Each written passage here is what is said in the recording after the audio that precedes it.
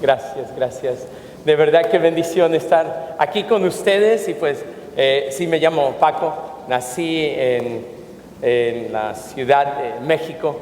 Hace un tiempo estaba saludando a alguien que me dijo, oye, yo también soy de la Ciudad de México. Y pues para hacerme el chistoso le dije, cuidado con las carteras. Y me dijo, no te preocupes, ya te chequé desde cuando nos conocimos y no tienes nada. Y dije, ay, mame, estos mexicanos, estos chilangos.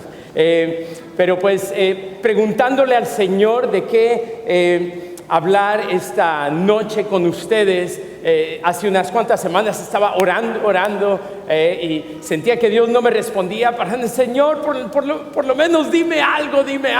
Y no sé cómo fue, pero sentí así un susurro del cielo tal vez que dijo, no fue penal.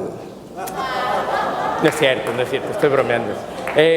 Pero no era Dios, no sé, ¿sería Dios o no sería Dios? Algunos de ustedes no lo entendieron, pero está bien, no se preocupen. En realidad esta tarde me gustaría que habláramos por unos momentos acerca de la iglesia en Antioquía. La iglesia en Antioquía nos va a recordar acerca de nuestro llamado, el llamado de la iglesia a inundar las ciudades del mundo con el mover de Dios. Si hay una iglesia que nos puede enseñar cómo vivir en esta gran urbe y en este mundo en el cual toda la sociedad, el planeta entero, en cerca de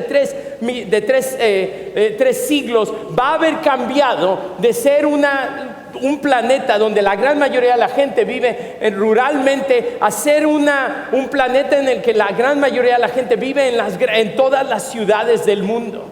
Y la iglesia de Antioquía nos va a enseñar, nos va a recordar a cómo inundar las ciudades de nuestro mundo con el mover de Dios. Cuando hablamos acerca de la iglesia en la ciudad, siento que hay un sentir tal vez de duda en cuanto a, y sobre todo en nuestro país, aquí en este país, en cuanto a si el cristianismo puede sobrevivir en la ciudad.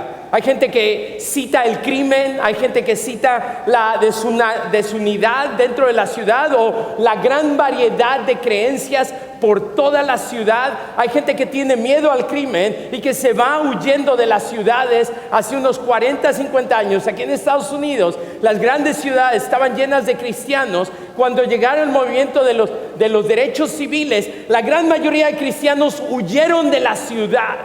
Abandonaron la ciudad huyendo del crimen. Hay gente que dice es que la ciudad está tan secular que mejor me voy a vivir a otros lados.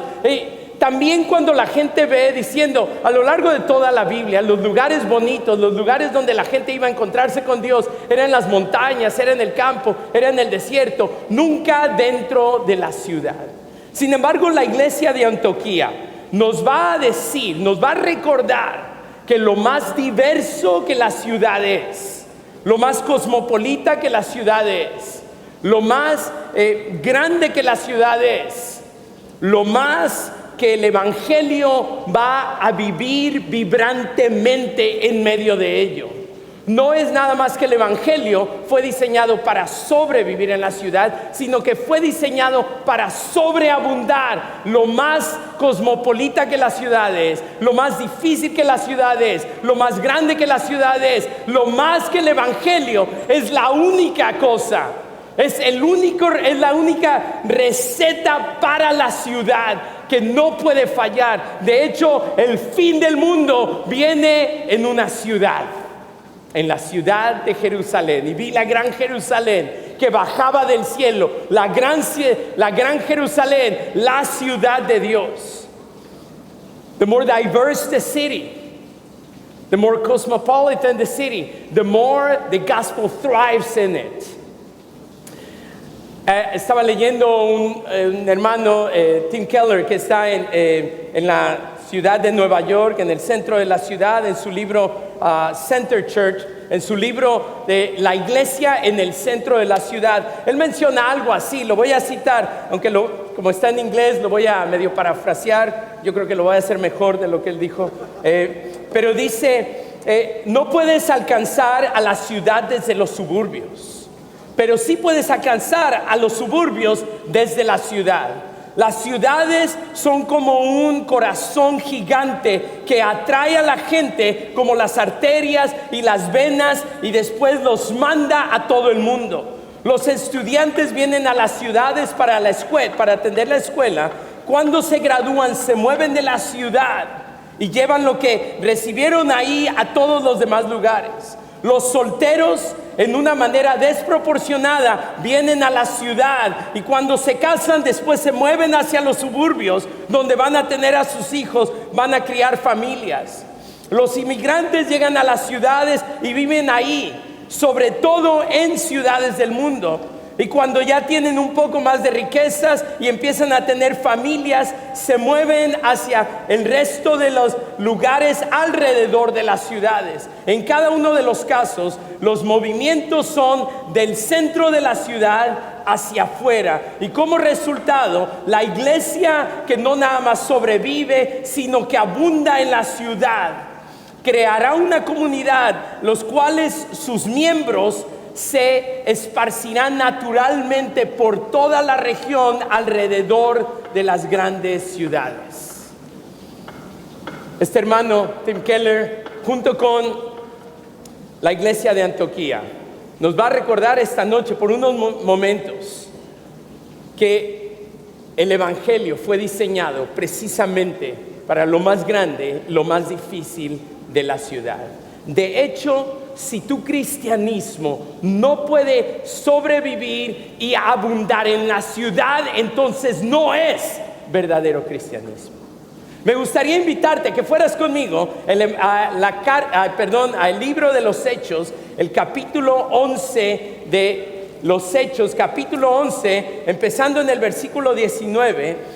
Dice la palabra de Dios, Hechos 11:19, dice: los que se habían dispersado a causa de la persecución que se desató por caso de Esteban, llegaron hasta Fenicia, hasta Chipre y hasta Antioquía, sin anunciar a nadie el mensaje excepto a los judíos. Hasta este momento, el evangelio solamente se había predicado a aquellos que tenían raíces judías, pero al llegar a Antioquía, algo cambia, porque esta es una ciudad no mayormente judía, sino es una ciudad cosmopolita. La gran pregunta es: ¿qué sucederá con el evangelio? ¿Será un evangelio judío? ¿Es Dios un Dios judío o es un Dios de todo el mundo? Y dice la palabra de Dios, si regresas conmigo en el versículo 20: sin embargo, había entre ellos algunas personas de Chipre y de Cirene.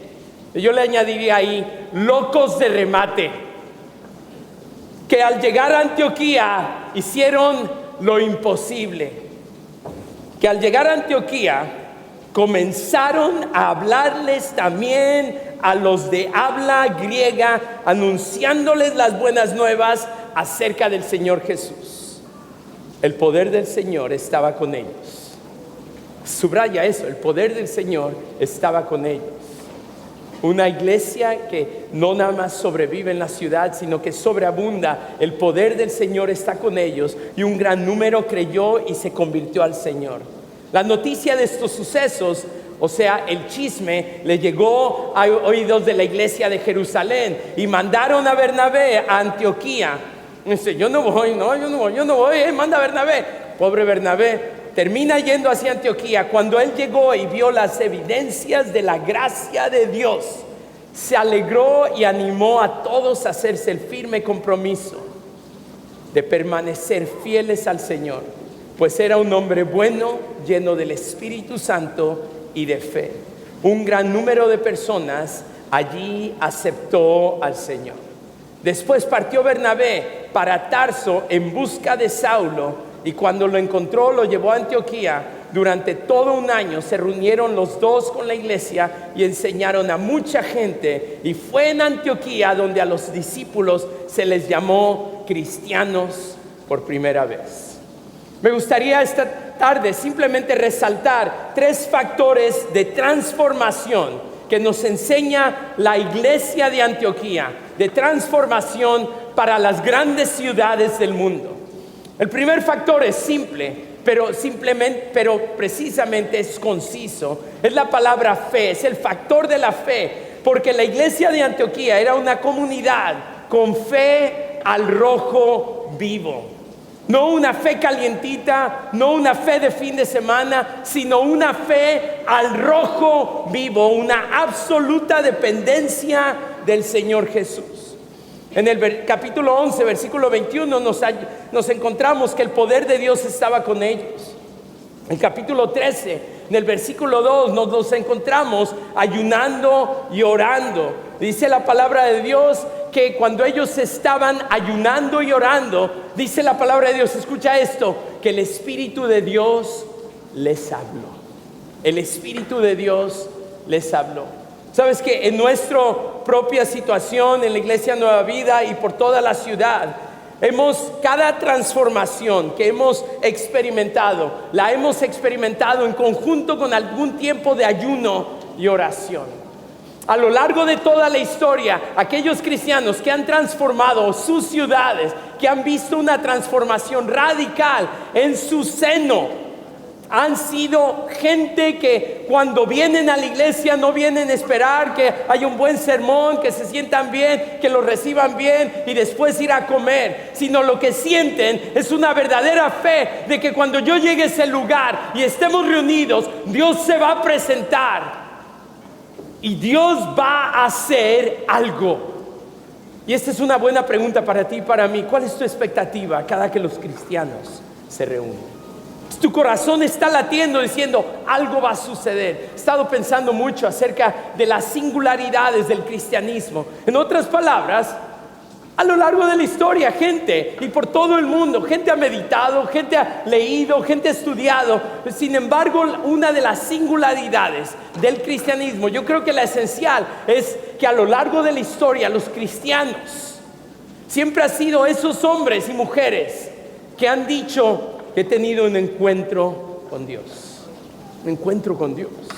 En otras palabras, si tú nunca has tenido un encuentro con Dios, tal vez tú vienes a la iglesia, te sientes bien, lees la Biblia, te gustan las alabanzas, cantas muy bonito, la piel se te pone de gallina, te sientes bien padre, tienes un nuevo espíritu de decir: ven, voy a ser mejor, voy a trabajar mejor, voy a deshacerme de mi adicción de la pornografía o lo que sea. Pero si no has tenido un encuentro con Dios, no eres cristiano. Los cristianos a lo largo de la historia han dicho: me encontré con Dios, yo iba en mi caminar y Dios se me presentó. Dice la palabra de Dios que cuando Dios se le presentó a Saulo, terminó ciego por 3 días. Para el tercer día Dios va y habla con Ananías y le dice: ve a buscar a Saulo, y le dice, porque le cuenta todo lo que sucedió y después dice: porque él está orando. Interesante, ¿no? Dios está hablando con Ananías y al mismo tiempo Saulo está hablando con Dios. En los dos mismos lugares. El factor determinante cerca de aquellos que viven con una fe radical, una fe al rojo vivo, es el sentir constante y la verdadera convicción de que hoy me he encontrado con Dios. ¿Sabes lo que sucede cuando alguien se encuentra con Dios? ¿Quieres saber una de las señales más claras de que te encuentras con Dios? Dice la palabra de Dios que los que huyen de la luz de Dios, Juan capítulo 3, huyen porque no quieren que sus malas acciones sean vistas por la luz de Dios. Entonces la mejor señal que tú tienes de que has estado con Dios es este sentir de dentro de decir: ay de mí pecador. Sabes que los que se encuentran con Dios pero huyen porque no quieren que sus pecados sean reflejados en la luz brillante de Dios. Sin embargo, los cristianos a través de toda la historia siempre han visto su pecado, pero en lugar de huir, corren hacia Dios y dicen: ¿quién soy yo que me perdonas a mí? El arrepentimiento es un regalo de Dios, el cual abre el corazón a la presencia de Dios.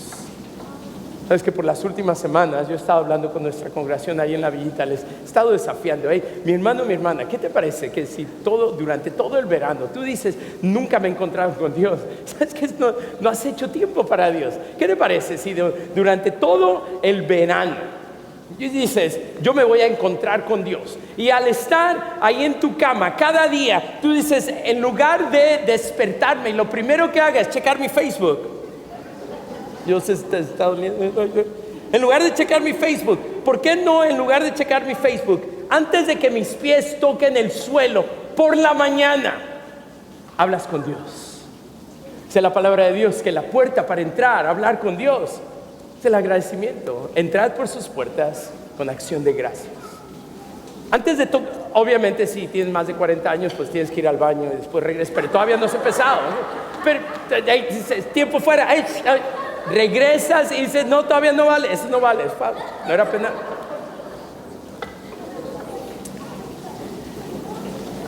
Gente loca, con fe. Hace unos años, hace muchos años, ahí en nuestro barrio, el barrio hacia el norte de nuestro barrio se llama el barrio de North Lawndale, es un barrio africano-americano. Un grupo de personas se juntaron, jóvenes, y dijeron, no podemos aceptar el hecho de que en nuestro barrio más niños mueran aquí que en muchos lugares en África. No podemos aceptar el hecho de que vayan más misioneros hacia África y evadan nuestro barrio. Lo que vamos a hacer es que vamos a empezar una pequeña clínica. Y creemos que entre nosotros, una clínica de salud, creemos que entre nosotros Dios va a cambiar el fluir de la historia de este barrio. Empezaron una clínica cristiana de salud, 2, 3 doctores. Ahora es la clínica más grande, el centro local de salud más grande de todo Estados Unidos. Y no hospital, no, pero si quieres después te explico, aunque no tengo las palabras. Pero hace unos años, una mujer de nuestro barrio, hispana, ella llegó como inmigrante, rápido se casó con un muchacho. Unos cuantos años después de haber tenido un niño, se dio clara cuenta de que su esposo ya estaba enganchado a las drogas, el alcohol. Y cuando se dio cuenta que estaba embarazada por segunda vez, ella ya había hecho la decisión de dejar a su esposo, abandonarlo totalmente, diciendo, esto no sirve, este matrimonio. Y ella oyó acerca de la clínica cristiana de salud de Lawndale. En nuestro barrio, la voz era de que podías entrar ahí sin tener que pagar, no tenías dinero, ella no tenía nada. Y su decisión era entrar a esa clínica para tener un aborto, deshacerse de este niño. Yo no quiero más maneras de unirme con este hombre, yo lo quiero abandonar, yo lo quiero dejar todo, ya tengo un niño, no quiero otro más. El momento en el que ella entró por esa clínica, mi esposa, la que llegaría a ser mi esposa en ese tiempo, era recepcionista ahí, y ella llegó diciendo, yo quiero un aborto, y mi esposa la amó. Y cuando vino la enfermera y la recibió, la enfermera la amó. Y cuando vino el médico y la vio, se sentó con ella, le hizo un ultrasonido, le mostró a su niño y se enamoró de su niño ella. Para cuando salió de la clínica, esta mujer ya no estaba buscando deshacer su matrimonio y matar a su niño, sino que estaba planeando, yo voy a ir a un grupo de hogar donde mujeres van a hablar conmigo, van a orar conmigo. Pero sabes que todo empezó con unos muchachos que dijeron, radicalmente tenemos que vivir diferente en este mundo. Todo empieza con una fe radical, una fe al rojo vivo. La palabra de Dios nos dice que la iglesia en Antioquía experimentaba constantemente la presencia de Dios. Segundo factor que me gustaría simplemente resaltar es que es el factor de que la iglesia de Antioquía no nada más era una iglesia, una comunidad con fe al rojo vivo, sino que era una comunidad bañada en gracia. Era una comunidad bañada en gracia. El personaje más importante en el momento más crucial de la historia de los hechos, y no estoy exagerando, es un hombre por el nombre de Bernabé. Bernabé nos lo encontramos en el capítulo 4 de Hechos. Dice la palabra de Dios que cuando Bernabé entra dentro de la historia en el capítulo 4 de Hechos, él era de Chipre y había venido a Jerusalén, donde el Señor Jesús lo impactó totalmente. Su vida fue transformada de pies a cabeza, de tal manera que él se unió a los cristianos, totalmente creyente, un nuevo seguidor de Cristo. El hombre tenía dinero. Dice la palabra de Dios que cuando vio que había gente necesitada en su medio, en la iglesia. Él fue, vendió sus campos y trajo el dinero. Y dice la palabra de Dios que lo puso a los pies de los apóstoles, de tal manera que los apóstoles le dieron un nuevo apodo y le dijeron: de hoy en adelante te vamos a llamar. Se llamaba Juan, ¿no? ¿Se llamaba Juan? José, perdón, se llamaba José. José, Juan, lo mismo. Se llamaba José. Dice la palabra de Dios: te vamos a cambiar de nombre, te vamos a poner Bernabé, el cual significa hijo de consolación. Le dieron el apodo, cual describe al Espíritu de Dios. Hijo de consuelo es aquel que viene a un lado de otros, los levanta y los camina cuando ellos no pueden caminar por sí mismos. Bernabé es aquel hombre al cual los apóstoles dijeron: híjoles, tenemos que ir a Antioquía. ¿Quién va? Dice: vamos a mandar a Bernabé. ¿Por qué? Porque sabían que era un hombre lleno de gracia, bañado en gracia. Dice la palabra de Dios que cuando Bernabé llegó a Antioquía y vio el dedo de Dios está en medio de todo lo que está sucediendo. Y en lugar de venir con el chisme para llevar la queja a Jerusalén, dice que él empezó a bailar con ellos. Esto está bien padre. Se los animó y les dijo: vamos a seguir hacia adelante. Dice la palabra de Dios: pero antes de seguir, voy a Tarso.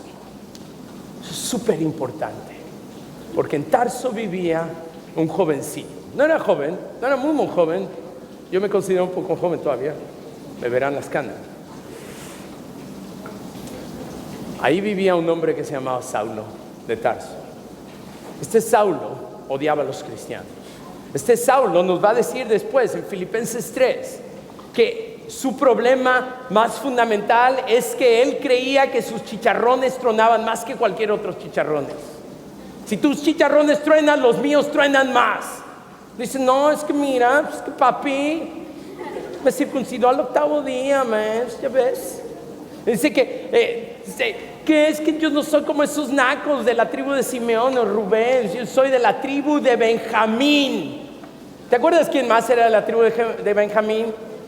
El rey Saúl, el primer rey de todo Israel. Y le van y le ponen a este chiquillo Saulo. ¿Sabes lo que la mamá y el papá decían? Ay, mi rey, mi niño. Estaban recordándose: te vamos a poner el nombre del primer rey de Israel, Saulo.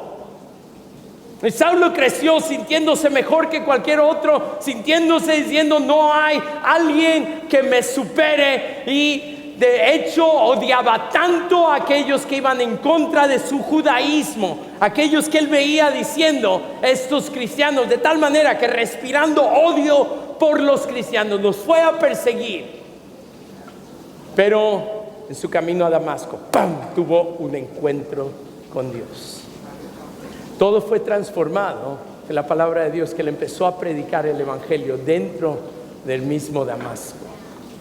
Hasta que los judíos lo empezaron a odiar, meditaron de cómo matarlo. Él escapó y dijo: ¿dónde voy? Ya sé, me voy a ir a la iglesia de Jerusalén, donde nació el cristianismo. Ahí seguro que me van a aceptar, ahí seguro que voy a poder predicar. Dice la palabra de Dios que cuando llegó a Jerusalén, los creyentes no se querían acercar a él porque tenían miedo, lo rechazaron.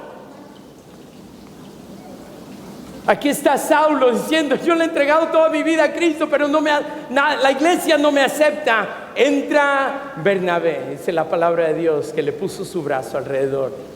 Y dice la palabra de Dios que lo tomó bajo sus alas. Lo tomó bajo sus alas, lo bañó de gracia.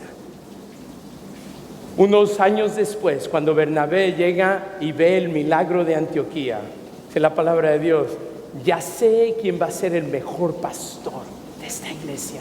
En lugar de Bernabé decir: mira, aquí es donde yo voy a brillar, voy a empezar los ministerios Bernabé Internacional. No, él dice: yo sé quién va a brillar en este lugar. Conozco un muchacho, espérenme. Se va corriendo y va y trae a Pablo. Y por un año él estuvo mentoreando a Saulo, le dio una oportunidad, lo bañó de gracia, de tal manera que la iglesia de Antioquía, una iglesia, dice ahí, llena de gracia. Hace unos cuantos años, he escrito acerca de eso en otros lugares, pero hace unos cuantos años, en nuestro barrio hay dos pandillas que se odian y se matan. Hace unos cuantos años yo fui a orar por un chico que acababan de matar y la familia me dijo, si puedes venir a orar. Fui a orar. Cuando iba en camino a orar, me encontré con que venían un montón de pandilleros, gangueros nos llamamos en el barrio, un montón de gangueros llegando hacia el mismo lugar donde yo iba a orar, una vigilia que le llamamos en la tarde, una tarde después de que habían matado al muchacho donde había muerto, iba a ser una vigilia, había un montón de velas y todo eso, y para cuando yo llegué había como unos 60, 70 jóvenes en ese lugar. La gran mayoría de ellos tatuados, viéndose en nuestro barrio. Cuando matan a alguien, de inmediato le hacen camisetas con la foto del muchacho, dicen loving memory, el ganguero más reciente al que acaban de matar. Y cuando yo llegué ahí, me encontré con todos estos jóvenes. Le pregunté rápido al chico de nuestra iglesia, diciéndole, oye, ¿qué digo? ¿Qué hago? Hay tanto. Yo creí que venía a orar con la familia. Me dijo, simplemente háblales lo que Dios ponga en tu corazón. En unos segundos oré, pidiéndole al Señor, Señor, ¿qué quieres que les dé? A estos jóvenes, normalmente en pandillas, toda la sociedad ya les ha dicho todo lo que deberían de saber. Les han gritado, los han regañado, les han golpeado, la policía los agarra y los lleva del otro lado, los deja dentro del lugar donde está la otra pandilla y los suelta para que los mismos pandilleros de la otra pandilla los golpeen o los maten y se van. Es como un castigo normal. El resto del barrio ya ha dicho, ¿por qué no los agarran a todos y los llevan a Afganistán? Y sentí en ese momento que el Señor Jesús me decía, ¿por qué no, en lugar de regañarlos, darles lo que ellos nunca se esperarían, darles lo que nunca habían visto, darles gracia, darles gracia? Y me acuerdo en esos momentos sentir, ¿y cómo les doy gracia? Y el Señor me puso en el corazón lo que iba a hacer. Me paré enfrente de ellos y me di cuenta que la gran mayoría de ellos eran la mitad de mi edad. Alrededor de los que serían mis hijos son de la edad de la gran mayoría de ellos. Me puse a pensar, entonces eso significa que yo soy de la edad de sus padres. De inmediato sentí del Espíritu de Dios, simplemente darles lo que desde hace mucho tiempo deberían de haber recibido. Sentí de Dios decirles, jóvenes, yo sé que todos los han regañado, les han dicho todo lo que todos ustedes saben, pero esta tarde me permitirían hablarles como si fueran sus padres. Un montón de cabezas se levantaron, me empezaron a ver y yo sentí de inmediato, esto es lo que Dios quiere que yo les dé. Que me dejarías hablarte de parte de tu papá como si yo fuera tu padre.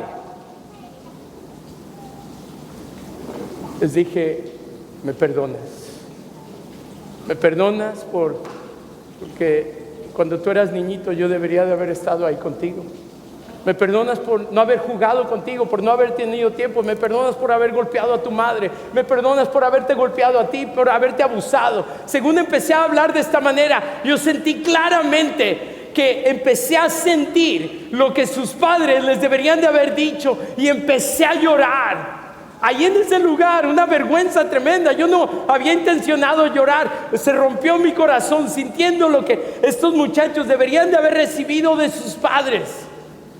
Y cuando yo empecé a llorar, sentí que un montón de otros jóvenes empezaron a llorar conmigo. Terminé diciéndoles, perdóname, mi hijo. Lloré y un montón de ellos vino y me empezaron a abrazar. Es que yo nunca había sentido eso en mi barrio. Normalmente estos son los jóvenes a los que yo les tendría miedo. Normalmente estos son los jóvenes a los que cuando ves en la calle te irías del otro lado de la calle. Pero ahora joven tras joven venía a abrazarme. Y soy la mitad de su edad, pero también la mitad de la mayoría de su estatura.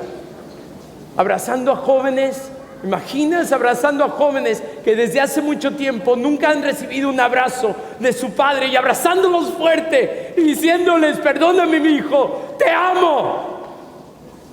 Abrazando a chicas que la última vez que a un hombre las abrazó era para abusarlas sexualmente y abrazándolas en plena pureza. Y sentí que Dios me estaba diciendo, cuando la iglesia baña a la ciudad con gracia, no hay nada que pueda detener a la ciudad.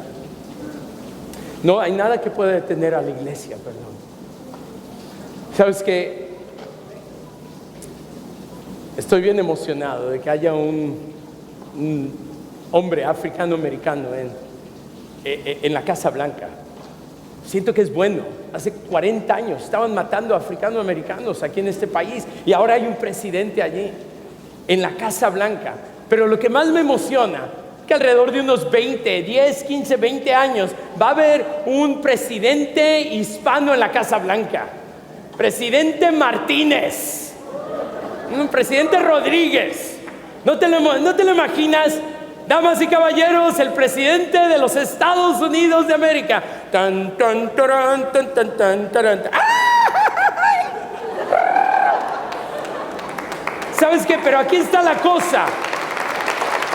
Nuestros jóvenes necesitan una oportunidad.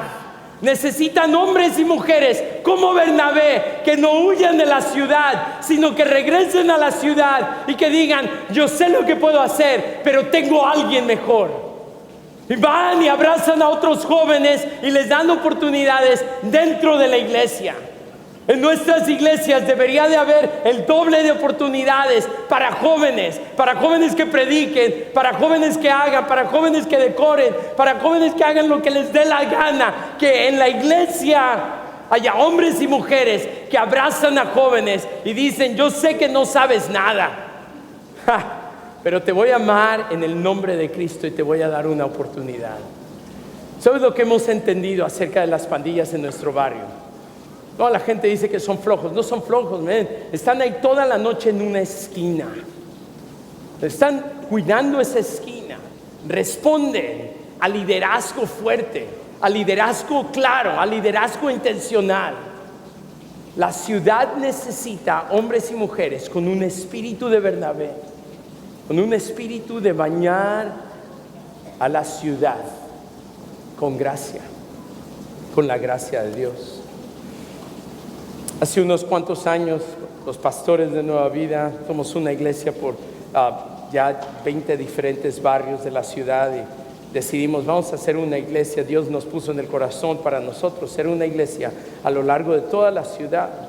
Sin embargo, profundamente anclada en cada uno de los barrios donde Dios nos llama. Y nos dimos cuenta, y la mitad de nosotros como pastores ya nos estamos haciendo viejitos. Ya no está llegando el tiempo. Yo estaba pensando, para cuando llegue mi midlife crisis, yo quiero saber andar en motocicleta, ¿no? Y tener mi carro convertible o algo así. Pero sentimos de qué se tratará la siguiente etapa para nosotros. Y Dios nos puso en el corazón mentorear en los siguientes 10 años, del 2010 al 2020, mentorear a 1000 jóvenes dentro de la iglesia. 10 años. Y lo que pasa es que en 4 años vamos a haber cumplido la meta de 1000 jóvenes mentoreando, por lo menos por un año. Entonces lo que nos hemos dado cuenta es que hay un montón de jóvenes que simplemente están deseando una oportunidad. Nunca nos habíamos dado cuenta de eso. Jóvenes entre 16 a 28 años. Tienen fuego, tienen pasión, pero están buscando algo más grande. Y Bernabé lo sabía y lo entendía. Y a razón de ello nació el apóstol Pablo. Si no fuera por él, Pablo se hubiera quedado en Tarso, donde quién sabe qué es lo que hubiera sucedido con él. La iglesia de Antioquía nos recuerda que una iglesia que va a transformar a la ciudad es una iglesia que está bañada con fe al rojo vivo, que está bañada en gracia, que baña la ciudad. Pero también es una iglesia que no le tiene miedo a la diversidad, sino es una iglesia contracultural, que va en contra de todo el fluir de la cultura de la ciudad. Fíjate que lo que sucedía en la ciudad de Antioquía es que hasta ese momento el cristianismo solamente había llegado a ciudades con herencia judía. La ciudad de Antioquía era una ciudad como ninguna otra que el evangelio se había enfrentado hasta ese momento. La ciudad de Antioquía era una de las 4 ciudades más importantes en todo el Imperio Romano. La ciudad de Antioquía se encontraba entre la puerta de Asia, África, Europa. La ciudad de Antioquía era una ciudad de alrededor de 2 millas por 1 milla. Era una ciudad de alrededor de 150,000 personas, de Silk Road. El camino de la seda llegaba desde China hasta la ciudad de Antioquía. La carretera entre Roma a Egipto pasaba justo por la ciudad de Antioquía. La ciudad de Antioquía tenía por lo menos 18 diferentes barrios, con 18 diferentes grupos étnicos. La ciudad de Antioquía a lo largo de 600 años había sido destruida por dentro y por fuera, por ataques de enemigos, por violencia interna, por plagas, por destrucción, por todo tipo de cosas, terremotos y todo. Cerca de unas 41 veces fue destruida. ¿Por qué el Imperio Romano no la abandonó? Porque era una ciudad clave en todo el mundo. La ciudad de Chicago es una ciudad así, de la misma manera. O sea, justo al sur del lago Michigan, de todos los grandes lagos. El río Chicago llega hasta el Mississippi, que desemboca hasta el Golfo de México. Yo sé que la ciudad de San Luis, Missouri, quería tener el título y hasta pusieron una puerta, un arco. Nadie va a San Luis, Missouri, no te preocupes. Ni siquiera lo podrías encontrar en el mapa. No, si eres de San Luis, Missouri, perdóname, pero en realidad la ciudad de Chicago, todas las estaciones de tren llegaban hasta la ciudad de Chicago. Siguen llegando ahí. Los trenes que llevan a Chicago llegan de todos los lados, de todo el país. Es el centro de Estados Unidos. Así era la ciudad de Antioquía. Sin embargo, la ciudad de Antioquía tenía un muro externo para protegerlo de los enemigos, pero tenía también un montón de muros internos para protegerlos de la violencia de las diferentes etnias.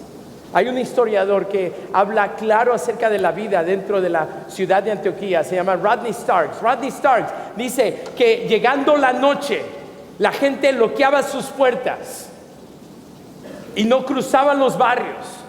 Si alguien iba a salir, tenía que salir con una escolta, porque era como si se desatara el infierno. A lo largo de la historia de Antioquía, la ciudad fue destruida más veces por su violencia interna que por su violencia externa. En el capítulo 13 de Hechos, Lucas, que es el único escritor del Nuevo Testamento que no es judío, es europeo, dice, él está queriendo nos cuenta en detalle cuál era el liderazgo de la iglesia de Antioquía. 2 africanos, 2 asiáticos, y Lucas dice, bueno, 2 africanos, 2 asiáticos. Bernabé dice, tenemos que dejar un europeo blanquito ser parte de esto. Y dejan ser parte del equipo de liderazgo 5 hombres, 2 de ellos de África, 2 de ellos asiáticos, en Asia Menor, y uno de ellos, Saulo, romano, le dejan entrar ahí. Lo que sucede en medio de ellos es una ciudad en la cual los barrios no se unen, sino que están desunidos. Esa ciudad de Antioquía, y lo que sucedió es que la iglesia de Antioquía empezó a fluir por creyentes que cruzaban las barreras naturales de la ciudad, no para matarse el uno al otro, no para pelearse el uno al otro, sino para alabar al Señor Jesús el uno con el otro. Africanos, asiáticos, europeos se juntaban en la iglesia, y la ciudad de Antioquía no podía entender eso. ¿Cómo la gente que naturalmente son enemigos cruzan las bardas para juntarse y amarse el uno al otro? Les explotaba la cabeza de tal manera que decidieron decir, ¿cómo les vamos a llamar a estos? Si hasta entonces las religiones siempre son étnicas. Budistas, serás de Asia. Judío, obviamente serás israelita. Eres latinoamericano, serás católico. Eres irlandés, serás católico. La gran mayoría de las etnias, de las religiones, están unidas étnicamente. Sin embargo, cuando la ciudad de Antioquía se encuentra con algo que no pueden decir es cultural, sino que dicen, no tenemos palabra para describirlos, pero los oyen hablar acerca de Cristo, Cristo, Cristo. que la palabra de Dios encuentran una nueva palabra para llamarlo, para describirlos. Dicen cristianos. Cristianos son aquellos hombres y mujeres de todo diferente tipo de etnia que se aman a pesar de sus diferencias culturales, que se aman a pesar de sus diferencias multilingüales, que se aman a pesar de todas las cosas que naturalmente los harían enemigos, y que se aman es totalmente una transformación milagrosa en medio de la ciudad. Y el poder del cristianismo arrasó no solamente con la ciudad de Antioquía, sino con todo el imperio romano en 3 siglos. Hace unos cuantos años en nuestro barrio habían 2 chicos africanoamericanos que vinieron a nuestro barrio a comer burritos, obviamente. Estaban en el Burrito Feliz. Y cuando estaban comiendo en el Burrito Feliz, pasaron otros muchachos, los vieron, no les gustó que estaban en nuestro barrio y les dispararon. Mataron a uno y uno pudo salir corriendo y se regresó a su barrio, 1 cuadra de distancia, corriendo por su vida. 2 días después, un chico que su abuelita viene a nuestra iglesia, andaba en bicicleta 1 cuadra dentro del barrio africano-americano y allí lo mataron. Nos contaron, afuera de una iglesia, lo agarraron con su propia bicicleta y lo golpearon con su propia bicicleta. Estaba vivo, pero la policía y la ambulancia no llegaron por 45 minutos. Podría haber vivido, pero no llegó la policía, no llegó la ambulancia. Y ahí los hombres y mujeres que salieron a ayudarlo, lo vieron morir enfrente de sus propios ojos. Esta iglesia africano-americana, Westland Gospel Chapel, nos llamaron por teléfono a varios pastores hispanos del barrio hispano y nos dijeron: esto no puede suceder, no podemos admitir esto. Nos llamaron y yo sentí cuando iba a juntarme con ellos en su iglesia que me iban a regañar, que me iban a decir, pero cuando llegamos simplemente empezaron a llorar y nos abrazaron. A mí me abrazaron a los otros hermanos hispanos que llegamos, pastores, ahí en su iglesita, sin aire acondicionado ni nada. Nos arrodillamos, lloramos, sudamos, nos encontramos con el Señor Jesús en medio de nosotros. Oramos por un buen rato y al terminar, hermano, cuando nos paramos, un hermano hispano dijo: sé lo que tenemos que hacer. Este domingo, ustedes, hermanos africanoamericanos, pongan afuera equipo de sonido. Al terminar su celebración, salgan afuera y todos los hermanos de las iglesias hispanas nos vamos a encontrar con ustedes aquí afuera de su iglesia, donde mataron al muchacho, y aquí vamos a orar juntos. Y vamos a alabar al Señor juntos. Entonces, que nuestro barrio no se cruza en esas líneas de fronteras más que para violencia y para drogas. Los hermanos de la iglesia de Westland Gospel Chapel nos dijeron que cuando ellos salieron ese domingo al terminar de la celebración, dice que salieron, no había nadie, y por fe pusieron el equipo de sonido, pusieron unas sillas, dice, no veíamos nada y dijimos: esto nunca puede suceder. Para cuando nosotros en nuestra iglesia terminamos nuestro segundo servicio, salimos y ya había una congregación esperándonos. Pasaron por nosotros, esta otra iglesia, pasaron por nosotros caminando. Y nos unimos con ellos, nos abrazamos, hispanos todos, y empezamos a caminar. Si conocen nuestro barrio, pasamos por la Villita Community Church, les tocamos a la puerta y ellos salieron. Se sentía bien padre, se sentía como en el nombre del cielo. Y salgan santos peregrinos, salen ellos, nos abrazamos, high fives, y empezamos a caminar. Y nos dicen los hermanos africanoamericanos que cuando vieron al primer niño, vieron un niño corriendo, hispano, y lo vieron que se paró justo enfrente de la calle Cermak, la calle que nunca cruzarían. Este niño se paró, pasaron coches, después ya no hubieron coches, el niño cruzó, y después de ellos otros muchachos, y después señoras, abuelitas, viejitos, hombres, mujeres, sillas de ruedas, carriolas y todo tipo. Así que cuando nos vieron eran cientos y cientos de hombres y mujeres. Empezaron a llorar. Cuando llegamos ahí nos abrazamos y alabamos al Señor. Llegó el alderman, el barrio africano-americano de nuestro barrio, llegó la policía, llegó un montón de gente diciendo: aquí está pasando algo radical. Ahí donde al muchacho lo mataron, ahí oramos, ahí nos arrodillamos, ahí nos abrazamos, ahí nos pedimos perdón. Salmo 133 dice algo así. Dice, mirad cuán bueno y cuán delicioso es habitar los hermanos juntos en armonía. Mi Biblia, Nueva Versión Internacional, no me gusta. Dice, mirad qué bueno y qué agradable. La palabra agradable no me gusta. Mirad cuán bueno, me gusta la Antigua Reina Valera. Mirad cuán bueno y cuán delicioso. Como hispano tú no puedes decir la palabra delicioso sin pensar en grasa cayendo por los lados de tu boca. Qué delicioso. Hay cosas que comemos que son buenas para nosotros, pero que no son deliciosas. Mi esposa me dice, come más espinaca. Es que no le hallo sabor, mujer. No le hallo sabor. Es buena para ti. Hay cosas que son muy buenas para ti, pero que no son deliciosas. Hay otras cosas que no son buenas para ti, pero que son deliciosas. Las carnitas, algún puertorriqueño, un jibarito. Al comer un jibarito te estás comiendo un ataque al corazón en ese momento. Pero qué delicioso, ¿sí o no? Un puertorriqueño por aquí, que diga aleluya. Hermano, ¿sabes? Yo no sé si a ti te gustan los taquis. A mí me gustan los taquis. Mi esposa, mis hijos y yo nos tenemos que esconder debajo de la escalera para comer taquis. Mi esposa ahí está, dice, ya sé que están comiendo taquis. ¿Dónde están? Salgan de ahí. Y es que están deliciosos, pero es un ataque al corazón, uno tras otro. Los taquis.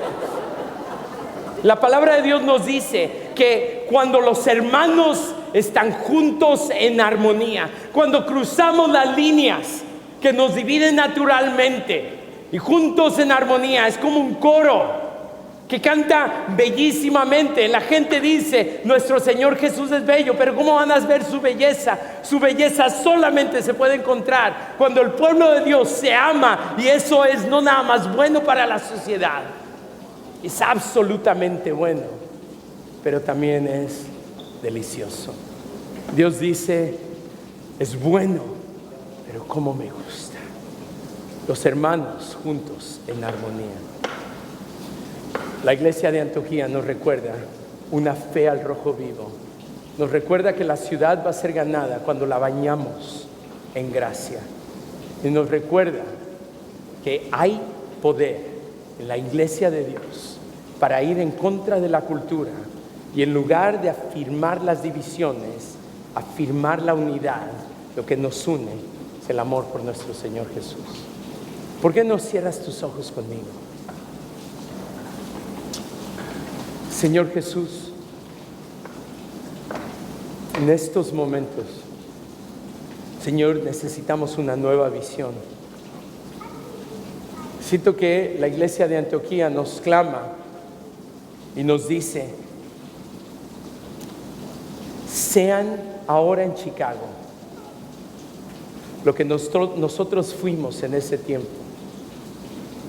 Tienen un mismo espíritu, tienen un mismo Señor, tienen un mismo Dios. No hay límite para la iglesia en la cual el Señor Jesús reina. Señor Jesús, haz ahora en medio de nosotros lo que siempre has estado deseando hacer. En nombre de Cristo Jesús, gana la ciudad para tu gloria. Amén.